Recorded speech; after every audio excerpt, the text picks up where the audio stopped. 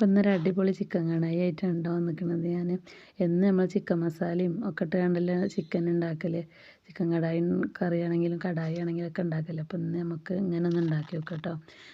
ചപ്പാത്തിക്കും ചോറിനൊക്കെ നല്ലൊരു ടേസ്റ്റാണ് കേട്ടോ. അപ്പോൾ ഞാൻ പിന്നെ വെളുത്തുള്ളിയും ഇഞ്ചിയും കുറച്ച് ചെറുള്ളിയും പിന്നെ ചെറിയ ജീരകവും കുരുമുളകും 2 മണി ഉലുവയൊക്കെ ഇട്ടാണ് നന്നായി അരച്ചെടുക്കുന്നുണ്ട് കേട്ടോ.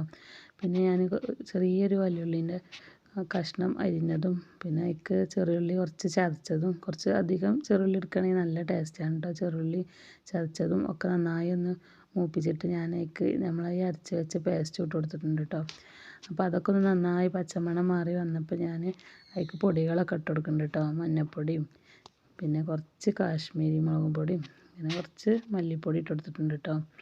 മഞ്ഞൾപ്പൊടി ഒരു 1/2 സ്പൂണ്, പിന്നെ മല്ലിപ്പൊടിയും ഒരു 1/2 സ്പൂണാണ് കേട്ടോ.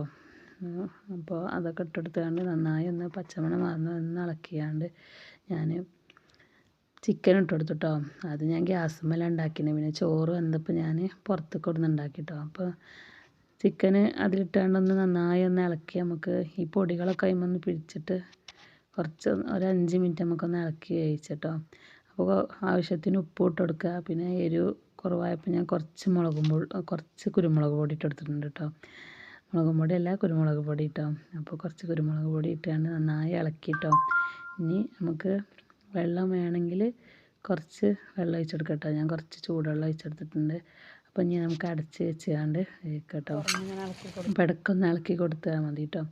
അപ്പോൾ ഇളക്കിയാണ്ട് പിന്നെ ഞാൻ ഒന്ന് അടുപ്പത്ത് തന്നെ അങ്ങനെ വെച്ചിരുന്നു കേട്ടോ. അപ്പോൾ നല്ല വരണ്ട് വന്നിട്ടുണ്ട് കേട്ടോ. അപ്പോൾ ഇങ്ങനെ എല്ലാവരും ഒന്ന് ഉണ്ടാക്കി നോക്കണം, നല്ല അടിപൊളി ടേസ്റ്റാണ് കേട്ടോ.